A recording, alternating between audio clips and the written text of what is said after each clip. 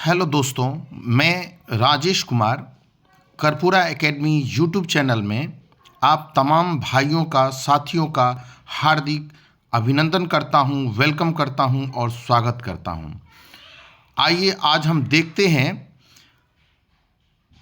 जो BCom part 1 के semester 1 का जो माइनर पेपर है मार्केटिंग, उसके कुछ ऑब्जेक्टिव जो बहुत ही वीवीआई क्वेश्चंस हैं और शायद वो एग्ज़ाम में आने वाले क्वेश्चन हैं। तो उन क्वेश्चनों को आप देखिए और शुरू से अंत तक इस वीडियो को देखिएगा। लगभग 45 से 50 ऑब्जेक्टिव मैंने लाया है। इसमें से आपका लगभग 10 ऑब्जेक्टिव जो पूछने वाला है वो इसमें 10 का 10 रहने वाला है, 9 नहीं 10 का 10। इसलिए याद रखें, इस वीडियो को देखना ना भूलें। अगर यह वीडियो आप न देख पाए, अगर देखने में आपको हो सकता है जो विलम्ब हो जाए, तो आप समझिए जो हमारा 1-2 ऑब्जेक्टिव छूट जाएगा। इसलिए मेरा निवेदन है आप लोगों से, जो भी छात्र एग्ज़ाम में शामिल होने वाले हैं वो इस वीडियो को ज़रूर एक बार देख करके एग्ज़ाम में अपीयर होंगे तो उनका यह 10 में 10 आएगा। यह चूँकि एक ऑब्जेक्टिव की संख्या मैंने बताया 10 में 10, अगर एक ऑब्जेक्टिव 2 नंबर का होगा तो 10 को 2 से गुना करने पर वो 20 मार्क का होता है। इसलिए आप इस ऑब्जेक्टिव को देखना न भूलें। अब मैं चलता हूं, यह एक एक करके मैं बताने जा रहा हूं, आप लोग इसे ध्यान से देखें, सुनें।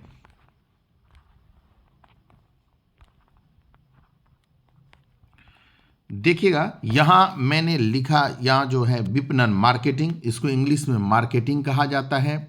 मार्केटिंग उसी का यह क्वेश्चन है, विपणन से हमने लिया है इसे। अब चूंकि इसके बुक में बहुत ज़्यादा क्वेश्चन नहीं दिए गए थे, इसलिए मैंने इससे पहले एक वीडियो जारी किया था, उसमें लगभग 20 से 22 ऑब्जेक्टिव डाले थे। बहुत ही वीवीआई क्वेश्चन वो भी है। अगर वो वीडियो आप न देखे हों तो उसे भी देख करके जाएं, और इसमें कितना समय लगेगा आप इसे देख लें। आगे चलते हैं। हमारा पहला जो है, पैकेज वाली उपभोग उत्पादों पर लेबलिंग अनिवार्य है। पैकेज वाली उपभोग उत्पादों पर लेबलिंग अनिवार्य है। कुछ एक पर, सभी पर, इन दोनों पर, या इनमें से कोई नहीं। तो मेरा जो आंसर होगा इसमें होगा सभी पर, यानी हमारा आंसर यहाँ पर सभी पर होगा। अगले क्वेश्चन की तरफ हम लोग बढ़ते हैं। अगला क्वेश्चन हमारा है, विपणन मिश्रण का तत्व जो राजस्व और मुनाफा को प्रभावित करता है। विपणन मिश्रण का तत्व जो राजस्व और मुनाफा को प्रभावित करता है, उत्पाद, जगह, मूल्य या पदोन्नति। तो यहाँ पर हम लोग चले जाएंगे मूल्य पर। विपणन मिश्रण का तत्व जो राजस्व और मुनाफा को प्रभावित, तो वो प्राइस के ऊपर डिपेंड करता है, जो उसका बढ़ेगा या घटेगा।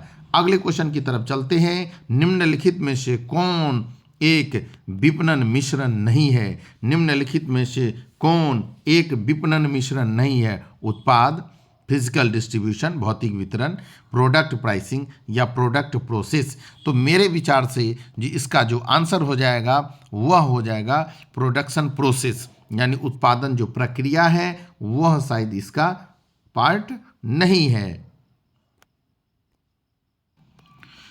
अब हम लोग अगले क्वेश्चन की तरफ चलते हैं। मेरा अगला क्वेश्चन है, निम्न में से, अब जो हमारा अगला क्वेश्चन है, निम्न में से टिकाऊ उत्पाद का उदाहरण कौन नहीं है? निम्न में से टिकाऊ उत्पाद का उदाहरण कौन नहीं है? फर्नीचर, मशीन, नमक और मकान। तो इसका जो सही आंसर हो जाएगा वो नमक हो जाएगा, जो यह उत्पाद का, टिकाऊ उत्पाद का उदाहरण, क्योंकि यह गलने वाला है, लिक्विड में बदलने वाला प्रवृत्ति का, नेचर का होता है। अगले क्वेश्चन की तरफ जाते हैं। उत्पाद की सुरक्षा और प्रचार की सहायता करता है। ग्रेडिंग, लेबलिंग, पैकेजिंग या ब्रांडिंग। तो यहाँ पर हम लोग जाने, इसका जो सही आंसर होगा वो है पैकेजिंग। उत्पाद की सुरक्षा एवं प्रचार की सहायता करता है पैकेजिंग। अब हम लोग देखते हैं, सबसे अधिक व्यापक क्षेत्र है ब्रांड का, लेबलिंग का, पैकेजिंग का या व्यापार मार्क का। तो आप जान ले जी इसका जो सही आंसर वह सी होगा। पैकेजिंग का सबसे बड़ा व्यापक क्षेत्र होता है। अगले क्वेश्चन की तरफ चलते हैं। एक अच्छे ब्रांड की विशेषता है छोटा नाम, स्मरणीय, आकर्षक और ये सभी। तो ये सभी इसका जो आंसर हो जाएगा ये सभी। अब हम लोग अगले क्वेश्चन की तरफ चलते हैं। उससे पहले मैं कुछ आप लोगों को कुछ बताना चाहता हूँ। मुस्कान वह चाबी है, मुस्कान वह चाबी है जो सभी दिलों के दरवाजे खोल देती है। मुस्कान वह चाबी है जो सभी दिलों के दरवाजे खोल देती है। अब हम लोग चलते हैं अगले क्वेश्चन की तरफ, जो हमारा 8वां क्वेश्चन है। विपणन अवधारणा का महत्व है। विपणन अवधारणा का महत्व है समाज के लिए, उपभोक्ता के लिए, उत्पादक के लिए या इन तीनों के लिए। तो आप यह जान लें जो 8 का आंसर डी विकल्प होगा, इन तीनों के लिए। अगले क्वेश्चन की तरफ हम लोग बढ़ते हैं। जो हमारा 9वां क्वेश्चन होगा वो देखते हैं क्या लिखा हुआ है। 9वां लेबलिंग है। क्वेश्चन है लेबलिंग है अनिवार्य, आवश्यक, ऐच्छिक या धन की बर्बादी। तो हमारा जो आंसर हो जाएगा वो बी विकल्प होगा, आवश्यक। यह नेसेसरी है, आवश्यक है। अगला क्वेश्चन हमारा है, अगले क्वेश्चन पर आते हैं। उत्पाद अंतर्लय मिश्र को प्रभावित करने वाले घटक हैं। उत्पाद अंतर्लय मिश्र को प्रभावित करने वाले विपणन, उत्पाद, वित्तीय या ये सभी। तो आंसर हमारा हो जाएगा 10 का ए विपणन। उत्पाद अंतर्लय मिश्र को प्रभावित करने वाले घटक विपणन होंगे। पहला विकल्प हमारा आंसर होगा। अगले क्वेश्चन की तरफ बढ़ते हैं। 11 नंबर क्वेश्चन हमारा है, निम्न में विपणन का कार्य कौन सा है। विपणन का कार्य संवर्धन, भौतिक वितरण, परिवहन, इनमें से सभी।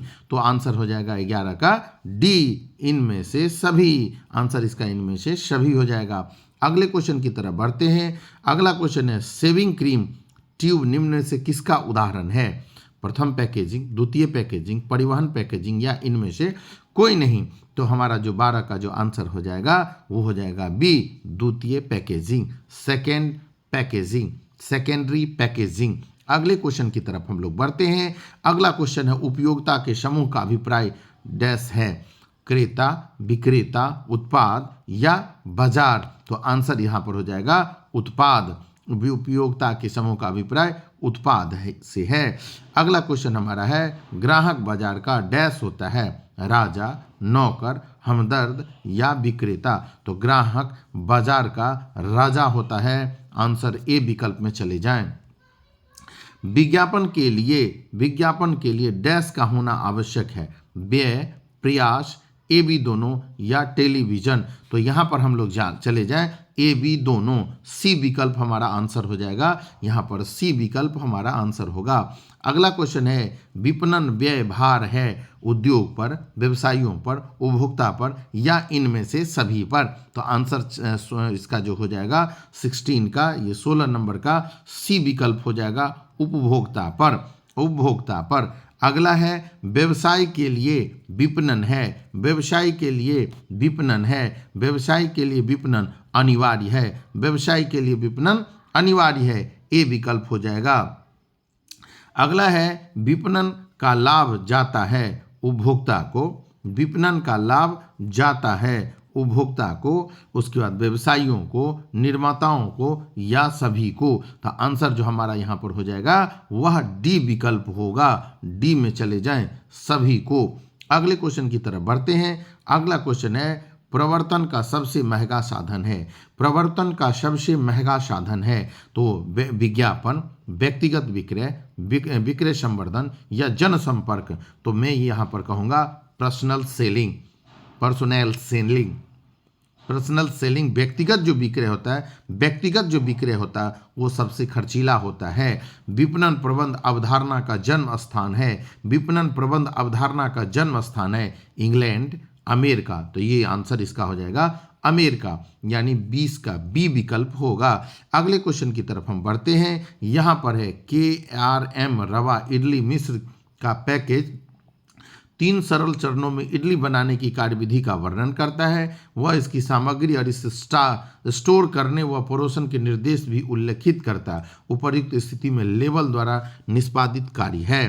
तो देखिए इसका विकल्प जो होगा वो है पहला विकल्प, उत्पाद का वर्णन करता है, इसकी विषय वस्तु स्पष्ट करता है, उत्पाद अथवा ब्रांड की पहचान करना, उत्पादों के प्रवर्तन में सहायता करना, कानून द्वारा आवश्यक जानकारी प्रदान करना। तो हमारा यहाँ 21 का जो आंसर हो जाएगा वो हमारा आंसर सी विकल्प हो जाएगा, उत्पादों के प्रवर्तन में सहायता करना।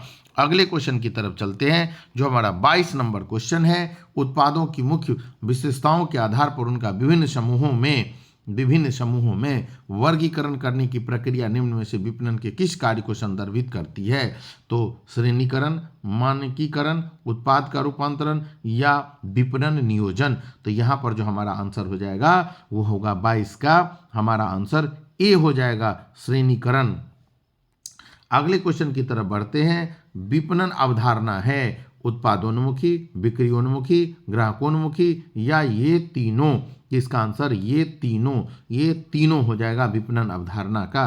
अगले क्वेश्चन की तरफ बढ़ते हैं। अगला क्वेश्चन है विपणन पर व्यय किया गया धन है बर्बादी, अनावश्यक व्यय, ग्राहकों पर भार या विनियोजन। तो इसका जो सही आंसर हो जाएगा वो डी विकल्प होगा, विनियोजन, इन्वेस्टमेंट। इसके बाद हम लोग बढ़ते हैं अगले क्वेश्चन की तरफ हम आते हैं जो हमारा 25 क्वेश्चन नंबर है। अगला क्वेश्चन है विक्रय संवर्धन के उद्देश्य हैं। विक्रय संवर्धन के उद्देश्य हैं अगला, नई वस्तु से अवगत कराना मात्र, नए ग्राहक आकर्षित करने हेतु, प्रतिस्पर्धा का सामना करने हेतु मात्र, और इनमें से सभी। तो आंसर जो होगा हमारा इनमें से सभी। अगले क्वेश्चन की तरफ बढ़ते हैं। अगला क्वेश्चन है संभावित उपभोक्ता तक व्यक्तिगत पहुंच स्थापित की जाती है। संभावित उपभोक्ता तक व्यक्तिगत पहुंच स्थापित की जाती है विज्ञापन द्वारा, विक्रय संवर्धन उपायों द्वारा, व्यक्तिगत विक्रय द्वारा या इनमें से कोई नहीं। तो आंसर जो हमारा 26 का होगा वह आंसर सी विकल्प होगा। इसका जो आंसर होगा वह सी विकल्प होगा, व्यक्तिगत विक्रय द्वारा। अगले क्वेश्चन की तरफ हम लोग बढ़ते हैं। अगला क्वेश्चन है निम्न में कौन विक्रय संवर्धन उपकरण नहीं है? नमूना, पैक के अंदर इनाम, कूपन या वारंटी। तो हमारा जो आंसर हो जाएगा नमूना हमारा आंसर हो जाएगा। अगला है विज्ञापन माना जाता है। विज्ञापन माना जाता है। तो आंसर हो जाएगा विलासिता, विनियोग, वेस्टेज, अपव्यय या इनमें से कोई नहीं। तो विनियोग में चले जाएं, विज्ञापन माना जाता है विनियोग।